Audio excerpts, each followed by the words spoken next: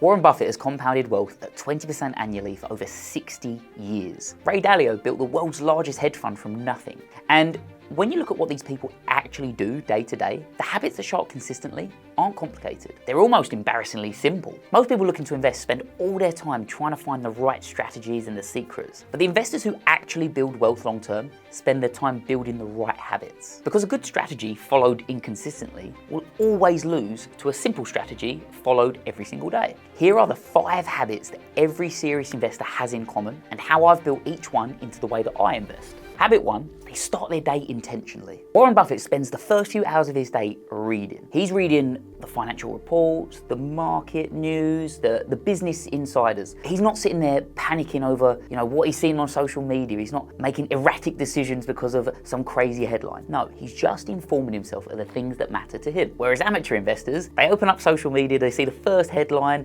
it's something crazy, and they panic. They jump onto their stocks, they sell them all quickly and worry and lose money. So what Warren Buffett's doing there, by making sure he's very informed, only taking in the information that really matters and makes a difference, and then acting logically and calmly, is such an underrated way to behave. Because when you don't let emotions creep into your investing, it's amazing how much better you do. Because emotions and logic do not mix, particularly when money's involved. Now, when it comes to my investing, you won't catch me sitting there reading newspapers all day because it's just not my style. However, in the mornings, I make sure I'm making intentional decisions for that day. So, am I going to the gym as soon as I wake up?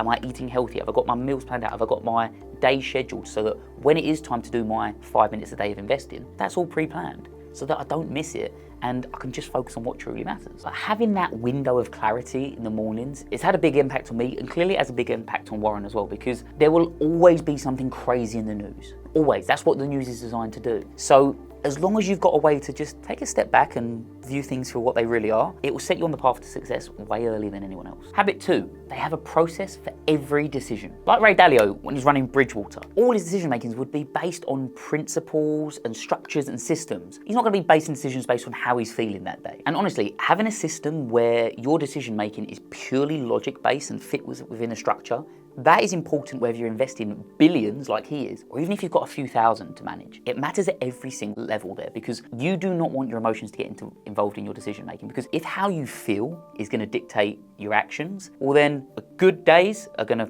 maybe go well, but bad days are going to make a really bad negative impact on your investments. So you can't let that happen. And you know yourself, anything can make you have a bad day, right? You could have stubbed your toe 10 minutes before, and what? That's then going to affect your investments that day? It doesn't make sense. So you've got to have a very step-by-step logical approach to every decision. So look, here's what investing without a process would look like. You turn your computer on, you look and think, oh, what do I think I should invest in today? What feels good? What have I seen in the news lately? Great. Oh, Christmas is coming up, so I'm going to pick Amazon. Terrible strategy, by the way, don't do that. But you pick Amazon, and then you're like, well, do you know what? I'm not having a great day so far. Like, it's raining outside. I'm not feeling my best. I'm feeling a bit sick. I had something dodgy for lunch yesterday. So, do you know what? I'm not going to take a risk today, so I'm only going to put a tiny amount into this right now. But do you know what? Tomorrow, if I'm feeling better, I'm going to put everything in there all in one go, because I think that's going to feel like the right decision for me. That shouldn't be anyone's decision-making tools, right? You know that sounds ridiculous, but there's plenty of people out there who make those emotional decisions. Whereas successful investors act very differently. In my case, I follow the VAX strategy, which is the strategy that I've created over the last 12 years, and how the process looks for me in making these decisions. So, deciding what to invest in, which, side note, I think is the most important factor in any investment. What you invest in is going to be the deciding factor, really, because you could pick a bad company on a really good day and still lose money. I don't know if you remember all those cryptos and NFT projects that were popping up all over the place a few years ago. Like, where are they now, right? They were having a good day, but they were fundamentally weak. Whereas if you pick a fundamentally strong company, even if they're having a bad week or a bad month, they're probably going to be okay in the end. So for me, what I invest in is so important. So I spend the first chunk of my investment research looking at the fundamentals behind the company. Does it meet my specific 13-point criteria for investing in stocks? If it does, great, I will invest. If it doesn't meet them, I won't invest. Just makes my decision making really easy. Once I've decided what I'm going to invest in, the next thing is when am I going to invest and how much am I going to invest? So I use spreadsheets to decide, okay, at this price, I'm going to buy this many shares. At this price, I would buy this many shares, so on and so forth. So I plan that well ahead of time. And then also, before I even enter the investment, I know when I'm going to get out of the investment. So I've decided, okay, when I get to this % profit, I'm going to do this. When I get to this % profit, I'm going to do this. And I do not act until those things occur. That just removes the emotion and honestly, removes the human element from it.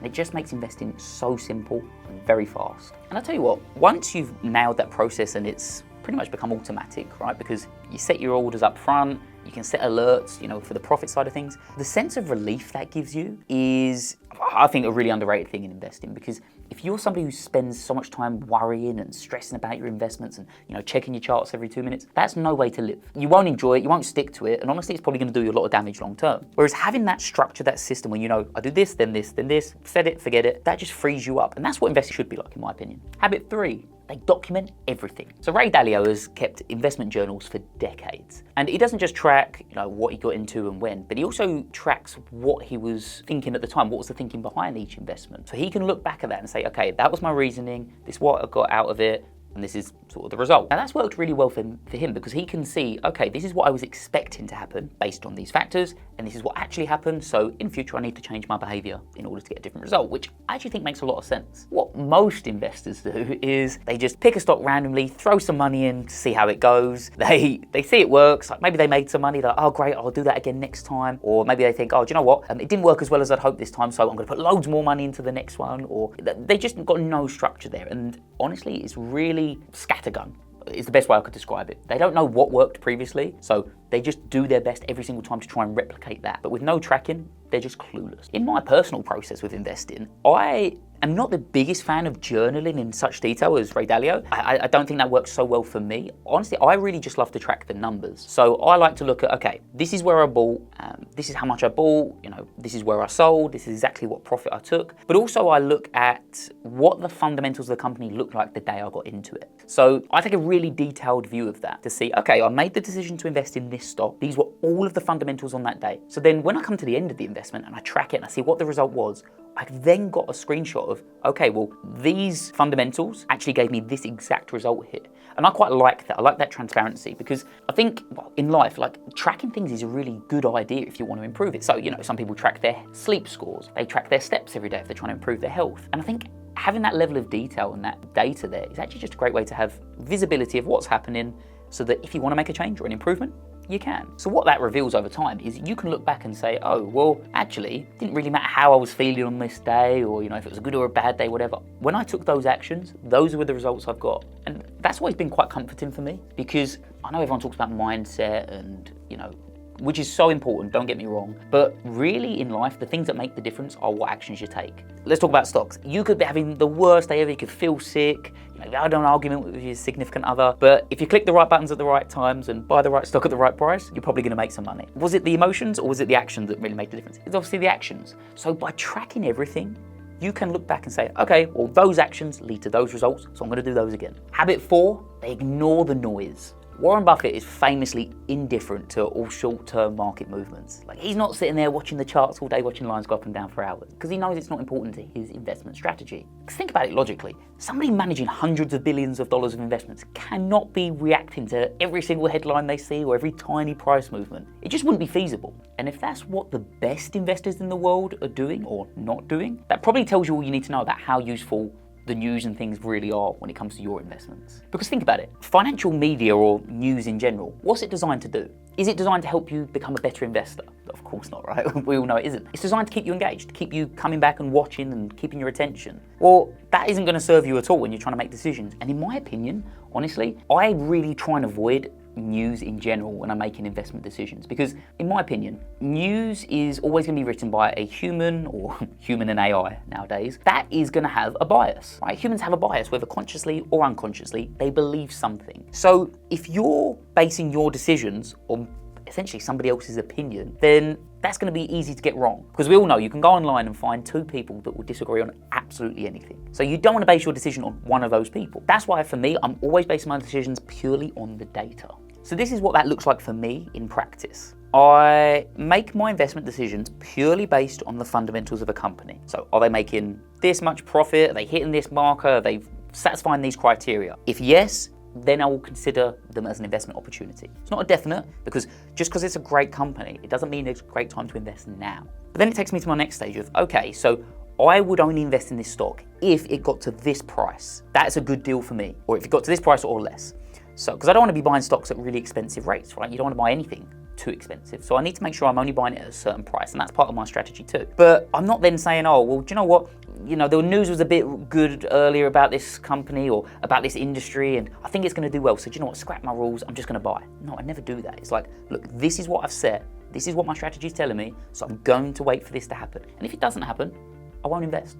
It keeps it simple. But those investors who don't do any of this and they don't have the plan yet in place, this is what they do. They end up either over-investing, so buying too many things at once just because there's so much shiny objects out there. So they're buying this, buying that because that's going to be the next big thing, but this might blow up too, so I better get some money in there as well. They do that. Then they have some investments that are running, which honestly could be good investments, but because they read one slightly negative headline, they quickly panic sell and get rid of it, and they're like, oh, I want to get out of this before it drops. Well, you've probably heard Warren Buffett's phrase of like, when others are greedy, be fearful. When others are fearful, be greedy. Now on the face of it, that really means, when others are buying loads and being really greedy, take a step back and maybe you want to get out of that and see what are they missing there? What are they getting overhyped about? But on the flip side, when others are panicking and worrying about the news and whatever nonsense they're telling you in the headlines, well, do you know what? There's probably some great buying opportunities in that. Habit 5, they think in years, not days. Both Warren Buffett and Ray Dalio have talked about the power of long-term thinking when it comes to their investments. This allows them to make some really calculated decisions for tomorrow's world. Whereas most investors are thinking so minutely short-term that it works against them because there's too many bits of data for them to make any logical decisions. Think about it. If you were checking your portfolio every 10 minutes,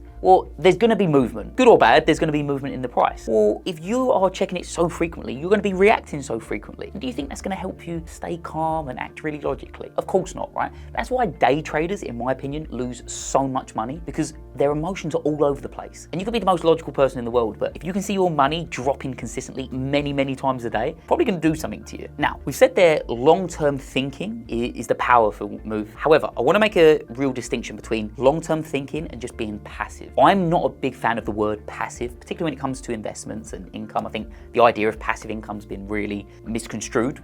Social media telling you that you can just sit on your bum all day and do nothing and get paid. We all know that's not how the world works. So I really don't like the idea of passive. And honestly, passive to me feels like you're just giving away control. Whereas the opposite, and I think, Buffett and Dalio would agree with this, long-term thinking is still in your control. You're just looking at it from a broader view. So when I get into investment, I'm not thinking about trying to sell it within the next seconds, minutes, hours, or whatever. I'm actually in my strategy, it's what I call medium-term investing. So I'm in positions for months at a time. Now the benefit of that to me is, one, I don't have to act really rash and spur of the moment like you would if you were day trading, of course, because I've got plenty of time to prepare and act calmly, which is what I've actually learned from these guys. Plan well ahead of time what you're going to buy, when you're going to buy it, and when you're going to sell. It's perfect for that. But equally, by having that longer term view, it means that I'm not glued to my screen every single minute of every single day, because I know if I've bought this, I've said where I'm going to buy, I've said where I'm going to sell, and placed all those orders up front. Well, there's no benefit in me checking it every 2 minutes. I can just actually check it once a day just to keep an eye on things and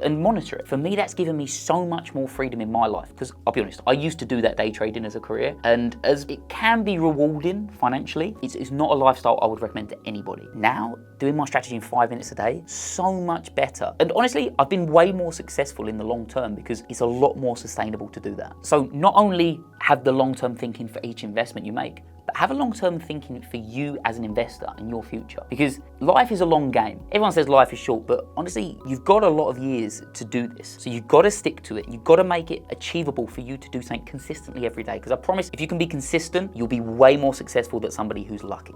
If you found this useful, I made something that goes much further. Join the free masterclass where I walk you through the entire VAX framework, every step of the research process, how to size positions, and how to build the habits that make all of it actually stick. It's linked in the description. Subscribe for more content like this, and I'll see you in the next one.